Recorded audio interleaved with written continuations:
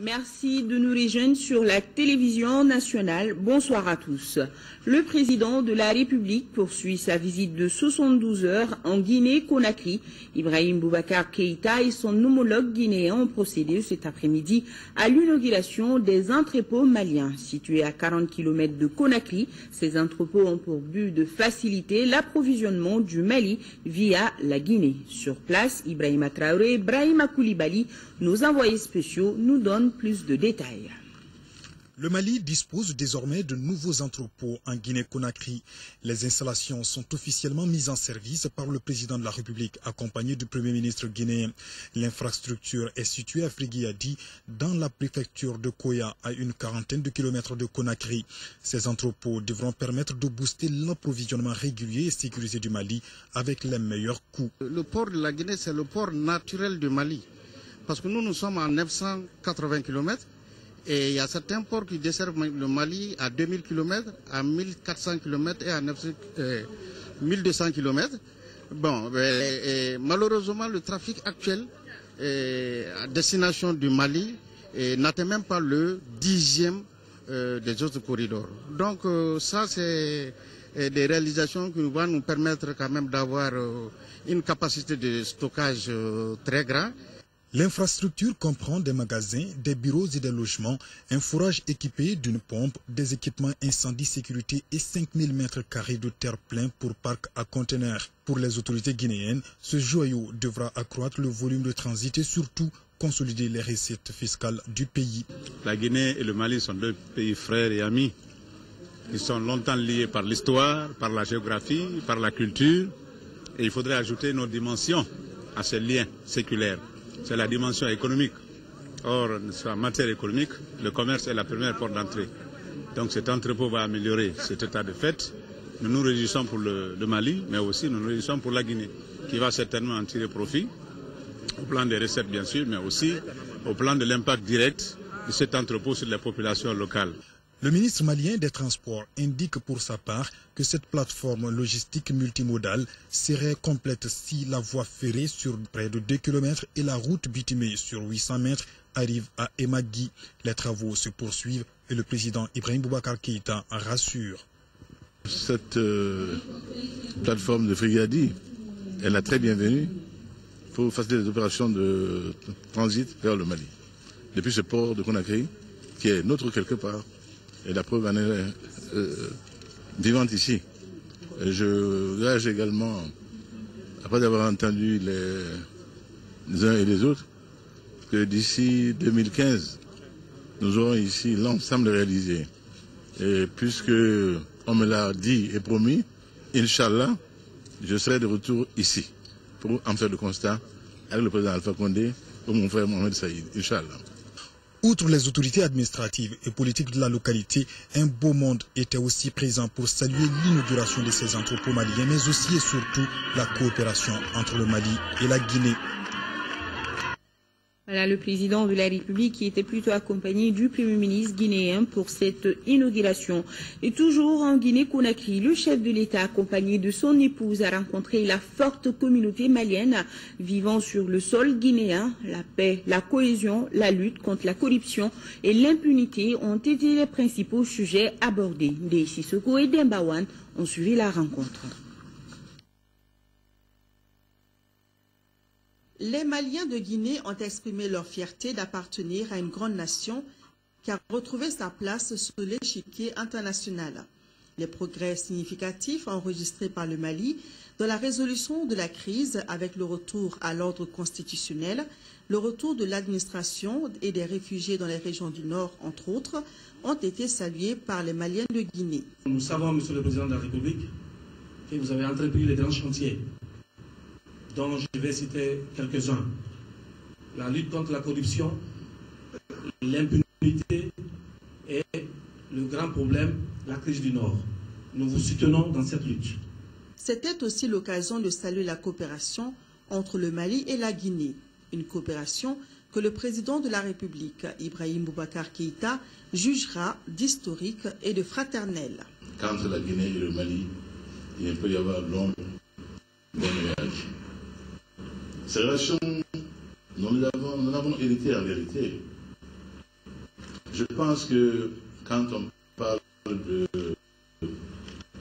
l'Afrique de l'Ouest, quand on parle du Mali, de l'Ouest africain précolonial, ces deux pays étaient confondus. C'est donc aujourd'hui un juste retour des choses que le Mali et la Guinée marchent main dans la main. Et leur chef d'État est la relation que vous savez. Cela, je crois, est heureux pour nos deux pays. Cela est heureux pour l'Afrique. Car nos fondamentaux restent, demeurent. Nous ne sommes pas des politiciens. Nous sommes des politiques. Nous ne sommes pas des politiques de rencontre. Nous sommes des politiques de conviction. Et qui nous sommes formés pour servir nos peuples. Concernant l'actualité brûlante du pays, Ibeka dira que la seule chose qui compte aujourd'hui et qui est indispensable et incontournable, c'est la paix. Et pour cette paix, il ne ménagera aucun effort. Je vois qu'aujourd'hui, chacun voit le Mali un pays de justice. Désormais,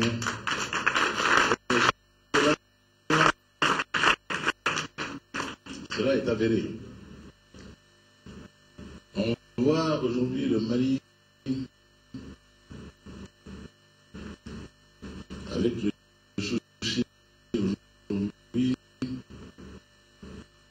d'avoir enfin une armée digne de ce nom, capable de le défendre en tout temps et en tout lieu. Voilà, toutes nos excuses pour la mauvaise réception de cet élément. Et à signaler aussi les épouses des présidents maliens et guinéens, Keita Aminata Maïga et Adja Condé Djene Kaba, ont visité le centre médico-communal Bernard Kouchner de Guinée. Le dit centre nouvellement inauguré prend en charge la santé de la femme et de l'enfant. On retrouve nos envoyés spéciaux Deïssi Soko et Dembawan au cours de cette édition. Retournons à Bamako, direction l'Assemblée nationale où son président a reçu en audience le député français membre de la Commission de la Défense nationale. Entre Isiaka Sidibé et Yves Fromion, il a été surtout question de la sécurisation totale du pays et de la lutte contre les terroristes. Le reportage de Youssouf Diakité. Ils étaient tous représentés ici, députés de l'opposition et de la mouvance présidentielle française. En rencontrant le président de l'Assemblée nationale, les députés français avaient un seul message: réitérer l'accompagnement de la France au peuple malien. Au centre des échanges, la problématique de la sécurisation totale du pays. Nous avons parlé globalement de problèmes de sécurité. Nous avons réaffirmé l'engagement des troupes françaises aux côtés des troupes maliennes, aux côtés des forces européennes, de la MINUSMA, et nous sommes venus dire que la France était ici pour aider au retour de la paix civile sur ce territoire. Il y a entre la France et le Mali des liens historiques et nous avons été invités à venir à un moment difficile dans l'histoire du Mali. Nous répondons à une demande qui nous a été faite, tout ça naturellement sous le contrôle d'une résolution de l'ONU. Nous sommes là dans ce contexte-là et nous sommes ici pour affirmer que nous aiderons le Mali aussi longtemps qu'il le faudra. Nous avons échangé sur les conditions de réussite de l'opération Serval. Nous avons échangé également sur le dialogue entre Maliens, parce que la France soutient le Mali et en même temps nous souhaitons que le dialogue entre les citoyens du Mali puisse progresser. Donc c'est ça le sens de notre échange. Puis pour le reste, avec mon collègue, nous irons ces prochaines heures, ces prochains jours, rencontrer les forces militaires françaises, à la fois pour les soutenir et en même temps pour vérifier que leurs conditions d'exercice sont dignes. Vous n'avez pas parlé de Kidal ?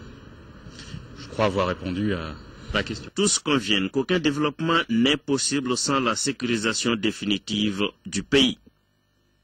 L'UNESCO au chevet du Mali dans le cadre de la restauration et la sauvegarde des manuscrits de Tombouctou.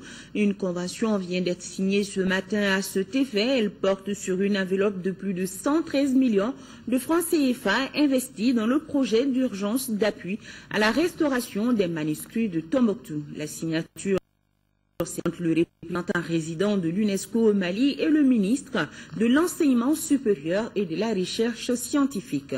Compte rendu Nando Dameli. Par cette convention, l'UNESCO met à la disposition du Mali une enveloppe de 113 50 000 francs CFA, une enveloppe qui entre dans le cadre de la mise en œuvre du projet d'urgence d'appui à la sauvegarde des manuscrits de Tombouctou. Je suis très heureux de vous annoncer que dans le cadre de cette action, effectivement, le gouvernement de la Norvège nous appuie notamment dans nos efforts communs pour la sauvegarde de ces manuscrits. Le patrimoine culturel malien, notamment les manuscrits de Tombouctou, a été durement entamé par les événements que le pays vient de vivre. C'est pourquoi les plus hautes autorités ont sollicité le concours de tous les partenaires pour le retour, la sécurisation, la restauration et la sauvegarde de ce patrimoine national, mais aussi mondial. C'est dans cet esprit qu'intervient l'UNESCO à travers le Royaume de Norvège. C'est une très grande importance que revêt cette cérémonie de la manifestation du soutien renouvelé de l'UNESCO au patrimoine culturel malien, au patrimoine culturel de Tombouctou, à nos manuscrits qui sont d'une richesse absolument fantastique et qui, dans les conditions actuelles, ont été même déménagés pour celles qui n'ont pas été détruites. Et heureusement, le grand maximum n'a pas été détruit, mais on a été obligé de délocaliser sur Bamako un certain nombre de manuscrits pour les protéger. Ainsi, les bibliothèques privées de Tombouctou, celles de l'Institut de recherche islamique Ahmed Baba, seront restaurées et les capacités des gestionnaires des manuscrits renforcées. Un séminaire sur la décentralisation s'est tenu cet après-midi au Musée national à l'initiative du gouvernement et du Fonds monétaire international. Il vise à proposer un cadre macro-budgétaire pour rendre effectif le transfert des ressources financières de l'État aux collectivités territoriales. Le séminaire prolonge les discussions des États généraux sur la décentralisation tenus en octobre 2013 à Bamako. Nous écoutons le ministre délégué chargé du budget, Madani Touré. Il est au micro de Bourama Traoré. Il a été reconnu que le frein sur l'handicap majeur à l'approfondissement de la décentralisation au Mali, la contrainte de ressources constitue un élément extrêmement important. Donc à cet égard, il est judicieux et important que toutes les capacités internes et externes puissent être réunies pour réfléchir à cette lancinante question du transfert des ressources. Alors, il y a à cela deux aspects. Le premier aspect, c'est que le système fiscal local aujourd'hui au Mali est très peu développé. Ça, c'est une contrainte fondamentale. Et de sorte qu'on se retrouve dans une posture où l'essentiel des financements donc de la décentralisation provient de nos partenaires techniques et financiers. C'est au regard de ces considérations que nous avons saisi d'une requête de nos partenaires techniques et financiers, en tête desquels le Fonds monétaire international, pour nous aider à bien réfléchir à la façon dont nous allons prendre en charge la question du financement conséquent et important de la décentralisation sans que cela se traduise par un désajustement de notre cadre macro-fiscal. Et c'est en réponse à cette requête que le FMI, dans un premier temps, nous a donc mobilisé un expert qui est venu faire une étude d'éclairage sur le processus de décentralisation au Mali et qui a pu identifier les types de ressources aujourd'hui dont l'État dispose pour pouvoir appuyer la mise en œuvre des politiques au niveau local. Et la société IDM SA porte à la connaissance de sa fidèle clientèle que des pannes sont survenues sur les grosses liaisons de transit de l'électricité entre les centrales de production et les zones de consommation. Cela a provoqué depuis hier de longues coupures dans la fourniture de l'électricité dans nombre de quartiers. Cette situation ne résulte pas des déficits de production entraînant des délestages. Les équipes d'IDM SA sont à pied d'œuvre pour pour rétablir la situation dans les meilleurs délais. Autre grand titre de ce journal, les journées de partenariat tunisio-malien ont débuté ce matin à Bamako. Durant 3 jours, les hommes d'affaires maliens et tunisiens vont échanger sur les différents secteurs d'activité qui contribuent au développement de nos deux pays. Ce partenariat est initié par le Centre de promotion des exportations de la Tunisie. On en sait plus avec Rachel Tessougui. Le partenariat tunisico-malien concerne plusieurs secteurs d'activité. On peut citer entre autres la santé, l'éducation, les études architecturales, le commerce international, la télécommunication. De plus en plus, et à la demande de nos opérateurs et des entreprises tunisiennes, nous nous orientons de plus en plus vers nos frères africains parce qu'il y a une vraie complicité, il y a des besoins qui sont identifiés dans les mêmes conditions, le besoin de développement urbain, le besoin d'assainissement, le besoin de protection de l'environnement. On a eu l'occasion et on a développé les expertises et les compétences pour les gérer sur les 50 dernières années. Aujourd'hui, nous estimons que nous pouvons ensemble, dans ces domaines, développer un partenariat gagnant-gagnant, utile à tout le monde. Le gouvernement du Mali rassure les hommes d'affaires tunisiens qu'ils bénéficieront des opportunités d'investissement offertes par notre pays, à travers notamment le Code des investissements, le Code des impôts et celui des douanes. Un accent particulier est mis notamment sur la poursuite et l'intensification des réformes du cadre des affaires, le renforcement du dialogue et du partenariat public-privé, la mise en œuvre de la loi d'orientation du secteur privé. Le Centre de promotion des exportations de la Tunisie existe depuis plus de 40 ans. Il a pour mission de renforcer le réseau des échanges commerciaux et optimiser l'exploitation des accords de libre-échange conclus entre la Tunisie et plus de 130 pays. Réunion sur le plan d'opération 2015 du Haut Commissariat des Nations Unies pour les réfugiés. Une rencontre qui va se baser sur les priorités du HCR, sa vision de production et le plan pour le Mali. Compte rendu Isaac Tchenou.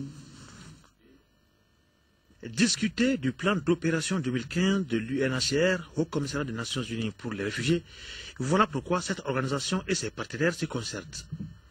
Ce plan sera axé sur le retour des réfugiés du Mali et le retour des réfugiés africains vivant au Mali. Pour le représentant de l'UNHCR au Mali, Ousseynou Compaoré, ce plan concerne plusieurs domaines.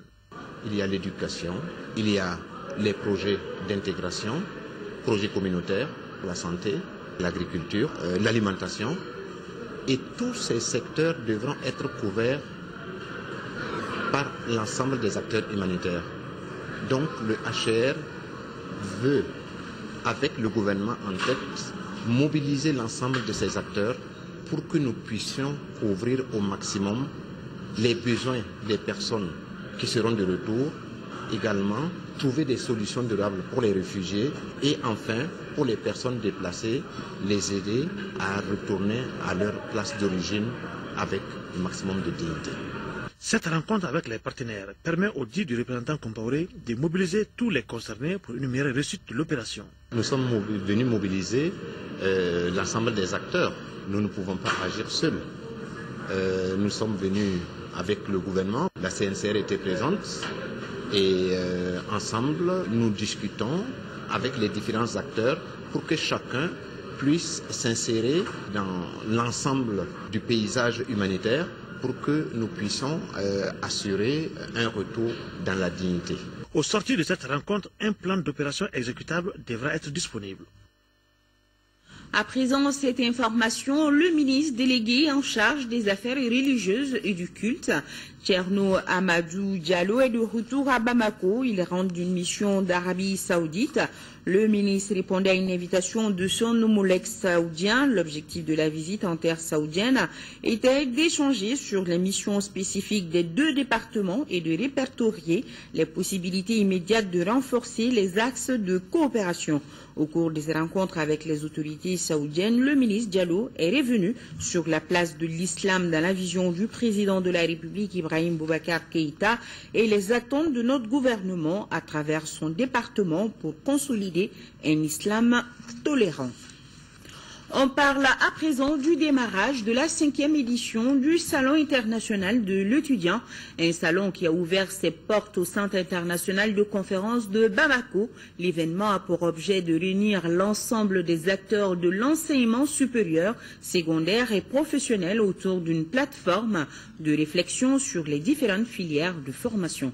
Nando Dameli.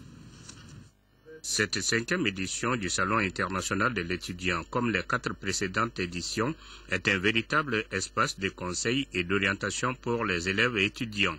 Nous avons fait appel à des professionnels de tous les métiers qui vont expliquer aux jeunes quelles sont les conditions pour accéder à un métier, quels sont les avantages, quelles sont les contraintes, quels sont tout ce qu'il faut savoir pour accéder à ces métiers. L'objectif recherché est de réunir tous les acteurs de l'enseignement secondaire, professionnel et supérieur et de la recherche scientifique autour d'une plateforme pour informer et orienter les élèves maliens sur leurs filières de formation et leurs débouchés après le baccalauréat. C'est ce qui justifie la présence des écoles supérieures, des instituts et universités étrangers et maliens à ce salon. Nous accompagnons l'étudiant malien depuis 2010, année de la première édition. Nous les félicitons et nous les exhortons à multiplier ces types d'initiatives qui visent à promouvoir une cause noble. Cette année, le Centre national des œuvres universitaires apporte un plus au salon qui bénéficie à ce titre de l'accompagnement du département de tutelle. Vous savez, l'orientation, l'information et le choix des filières constituent des parcours qui permettent aux étudiants de faire une belle carrière. La visite des stands et la conférence débat autour du thème, les filières de formation à l'Université des sciences juridiques et politiques de Bamako et les métiers du droit ont été les temps forts de la cérémonie d'ouverture du salon. L'actualité politique, c'est la tenue dans les locaux de la radio Kaira d'une conférence de presse sur certaines affaires en cours de traitement au niveau de la justice. Conférence organisée par le mouvement populaire du 22 mars 2012, communément appelé MP22. Le mouvement dit ne pas être contre les arrestations opérées actuellement au Mali. Cependant, il demande que justice soit faite. Voilà une conférence de presse sur certaines affaires en cours de traitement au niveau de la justice. Sur un tout autre registre, partons à Bougouni où les 3e journées annuelles de l'Anacard se sont tenues. Une question au centre de la rencontre, comment créer la richesse et garantir la souveraineté alimentaire dans la région de Sikasso à travers la capacité de transformation locale de l'Anacard. Quelques éléments de réponse avec nos envoyés spéciaux Mamourou Sidibé et Karunga Kounati. Les producteurs de pommes de cajou des cercles de Bougouni, Yanfoula et Kolondjeba vont au cours de ces journées échanger sur les activités du projet de commercialisation et de transformation de l'Anacard dans la région de Sikasso, Sitars. Ils vont également réfléchir à comment faire de la filière commerciale agricole une haute valeur ajoutée. Ce projet s'inscrit en droite ligne dans l'atteinte des objectifs que le gouvernement de la République du Mali s'est assigné.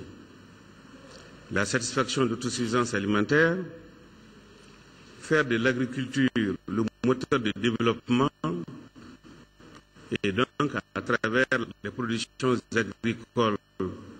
La filière, selon les spécialistes, a une excellente capacité de résilience climatique. Cette filière a un marché international consolidé, demandeur de noix et avec des perspectives prometteuses. Permet aux agriculteurs de combler les cycles agricoles annuels dans des mois de concentration. Les bons résultats enregistrés par les producteurs incitent les initiateurs du projet à la structuration de la filière de l'Anacard au Mali. Produire l'Anacard sous le label malien. Ça, c'est l'ambition pour le projet. Développer la filière et créer un label Made in Mali. Cette initiative atteindra difficilement son objectif sans l'implication de tous les Maliens. Produire, ce n'est pas grave, mais la transformation, il faut mettre l'accent. Pour bien commercialiser, il faut les emballages. Aujourd'hui, on a mal des problèmes sur l'emballage.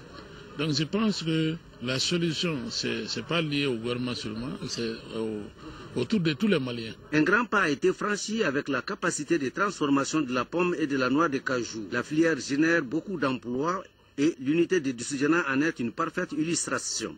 Cette unité a une capacité de 200 tonnes de cajou, tandis que le secteur produit 900 tonnes par an. L'association Euro-African Partnership vole au secours des écoles de la commune urbaine de Mopti, ceci à travers la remise de matériel scolaire. Mamar Ibrahim Touré nous en dit plus.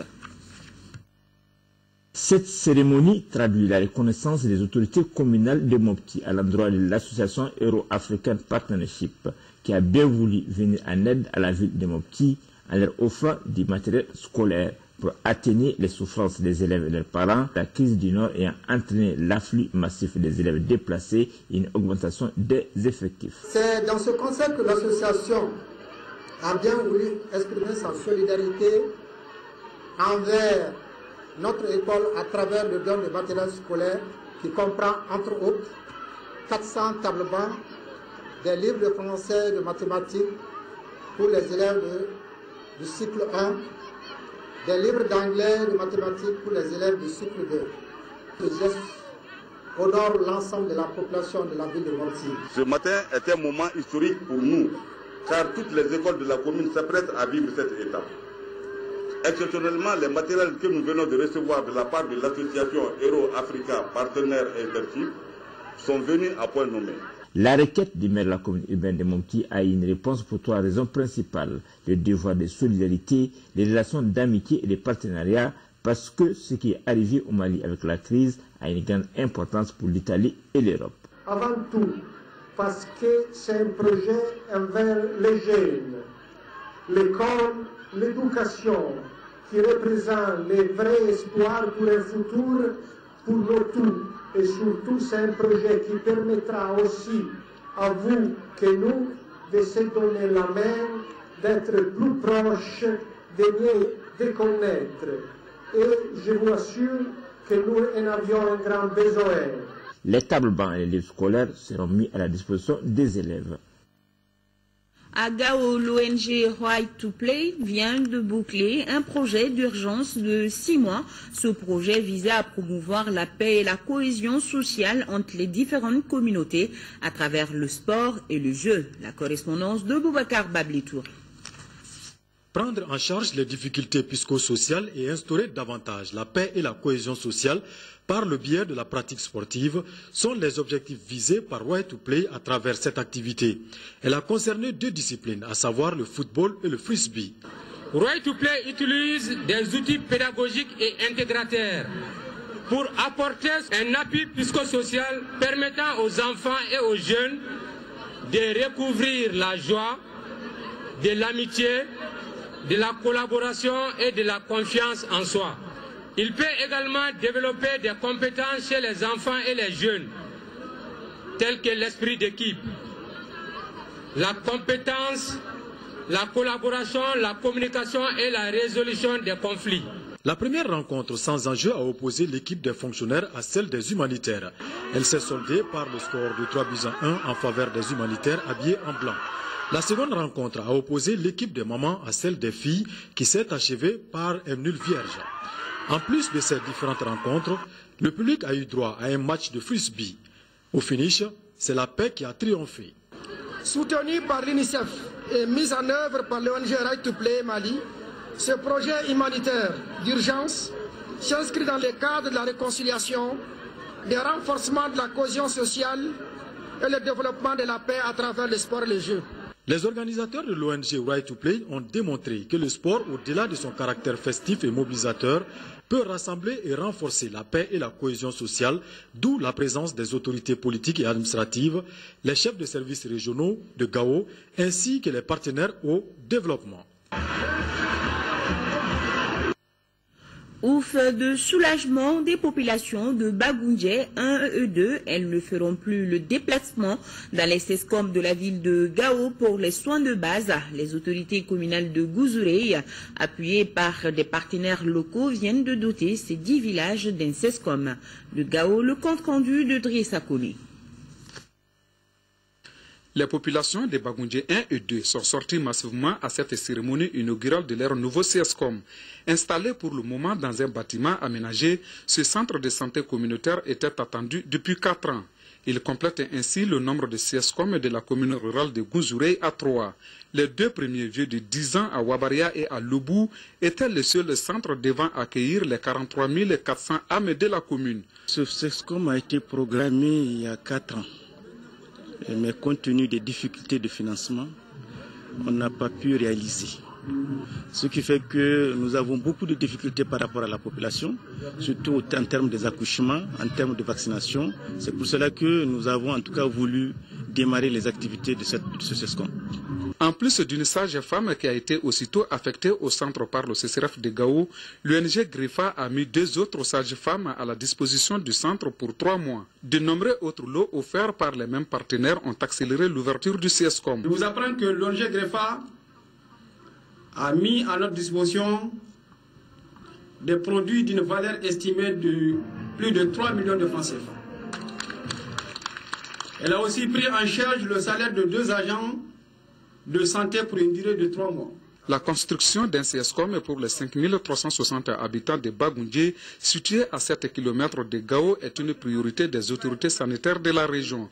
Cette question vient d'être prise en compte dans l'élaboration du programme de développement socio-sanitaire du cercle PDSC 2013-2018. Les prestataires de la région de Ségou s'impliquent dans la mise en œuvre du régime assistance médicale à Ramed. C'est le constat fait par une mission de l'Agence nationale d'assistance médicale qui s'est rendue ce lundi en 4e région pour mettre au même niveau d'information les acteurs sur la mise en œuvre du régime assistance médicale. Le reportage de Fouséini Samaki. En transport à Bafo, l'UTM s'engage à former 48 militaires du génie aux techniques de franchissement et cela pendant 3 mois. Nous sommes faire la formation ici dans la 26e bataillon du génie. C'est la condition qui reste ici à Bafo avec le fleuve qui est chaque année en bon niveau. Et ici, le lieu, c'est parfaitement. Le régime est un système qui... Cependant, ce système reste peu connu par le grand public. Cette mission de l'Agence nationale d'assistance médicale vise donc à informer les prestataires sur les avantages liés à ce régime. Nous sommes dans une mission circulaire pour expliquer aux différents acteurs impliqués dans la mise en œuvre du RAMED leur rôle et fonction, pour que désormais chacun à son niveau se sente concerné et que la mise en œuvre de cette réforme soit effective. Et quand on sait que le budget de cette réforme, l'État prend les 65% et les 35% des collectivités, et quand on sait que les indigents relèvent de ces collectivités, il va de soi que nous bénéficions de l'accompagnement réel des collectivités. Les responsables de Ségou apprécient cette initiative qui précise les rôles et les responsabilités des différents acteurs dans la mise en œuvre du régime d'assistance médicale au Mali. Je me réjouis de la tenue de cette journée de dialogue entre techniciens que vous êtes, dans la mesure où, malgré la manifestation de la bonne volonté des différents acteurs de faire du RAMED une réalité certaine, difficultés de compréhension persistent pour combler le déficit d'information qui constitue aujourd'hui le principal verrou à sauter pour que le RAMED prenne enfin son envol. La rencontre de Ségou a regroupé les différents acteurs de la santé, les bénéficiaires et les autorités de la 4e région. Ici à Bamako, arrestation d'un groupe de malfrats et d'un trafiquant de stupéfiants. Les faits reprochés aux malfrats sont relatifs à l'enlèvement, la séquestration et l'extorsion de fonds. Le trafiquant de drogue lui a été arrêté avec 2 kilos d'héroïne à Nyamakoro, à la cité UNICEF. C'était par les soins des brigades d'investigation judiciaire et celles des stupéfiants. Compte rendu Lamine Keïta. Les 3 malfrats tous des Maliens, ont enlevé un jeune ressortissant guinéen le 10 février dernier à la gare routière de Djikoroni-Para. Ces ravisseurs l'ont amené à la zone industrielle avant de lui extorquer sous la menace d'armes à feu la somme de un peu plus de 107 millions de francs CFA et 689 grammes d'or. Le 27 février 2014, la brigade d'investigation judiciaire, sur la base des renseignements, a procédé à l'arrestation de 3 des présumés auteurs de l'enlèvement du sieur Kaba Sangaré, dont un militaire qui a opéré avec ses armes. Donc ils ont reconnu les faits. Un 4e est en fuite et les recherches sont en cours pour en vue de le retrouver. Du butin, ils ont acheté des véhicules. Il a été récupéré sur eux 6 750 000 francs CFA et 200 $.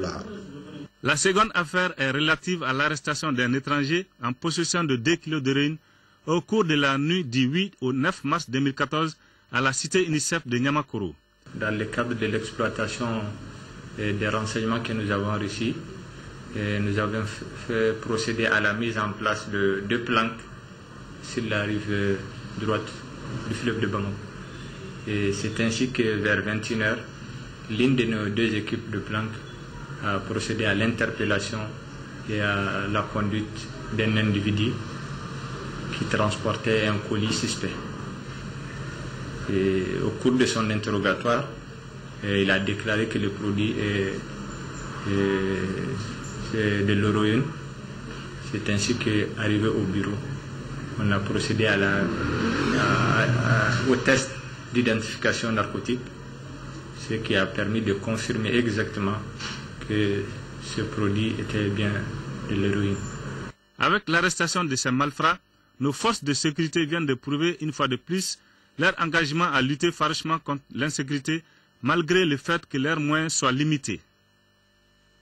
Sport football, fin dimanche du Festival de football des jeunes. Cette 2e édition a vu la participation de 64 équipes de jeunes, dont 16 issues des centres de football du pays. En finale, la l'AS Real a battu 1-0 les COB, compte rendu Siragatou Sissé. Après une première édition reçue l'année dernière, le Festival de football des jeunes réservé aux cadets revient en force et en couleur. Initié par l'ancien international Aigle Ibrahim Abakone, ce festival a pour objet de relancer et redynamiser le football à la base. L'objectif visé, c'est de mettre en valeur nos propres ressources. Nous avons des jeunes talents et c'est notre façon de combler aux insuffisances de notre football. Nous sommes passés par plusieurs chemins et nous voudrons que les générations futures puissent bénéficier des meilleurs jours que nous avons vécus. 64 équipes ont compéti au départ et au finish 16 issues des centres de l'intérieur et du district de Bamako pour le bouquet final. Tout commence par le défilé des 16 équipes qualifiées au terme des préliminaires. Ensuite, on a eu droit au double coup d'envoi symbolique sous le regard attentif et émouvant des footballeurs en devenir et d'un observateur considéré comme l'idole des enfants. Je salue son initiative parce que je trouve que c'est très bien d'impliquer les jeunes et d'encourager et de promouvoir le football malien à travers la jeunesse. Ce tournoi se joue sur un terrain réduit de 9 joueurs par équipe. La finale met aux prises les cadets du COB et ceux de l'AS Real ici en blanc. Les 2 fois 25 minutes ont été un vrai régal. Les jeunes scorpions plus mordants s'imposent 1-0 grâce à un penalty de Amara Souma à la 51e minute. Véritable espace d'expression des jeunes talentueux, ce festival a été d'un bon niveau technique dans l'ensemble.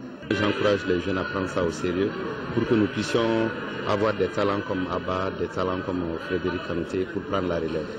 Au grand rayon des récompenses, on peut citer les attestations de participation aux 16 équipes, ainsi qu'au meilleur joueur Mohamed Diarra de l'AS Real, meilleur buteur Amar Souma de l'AS Real avec 12 réalisations, meilleur entraîneur Mohamed Guiguera de l'AS Real, équipe Fair Play FC Ernest, meilleur gardien Yaya Haïdar du COB, sans oublier le prix de la 4e place remporté par Siba de Caille, La 3e place par Black Star de Badalabougou, la 2e place au COB et la 1re place plus le trophée à l'AS Real.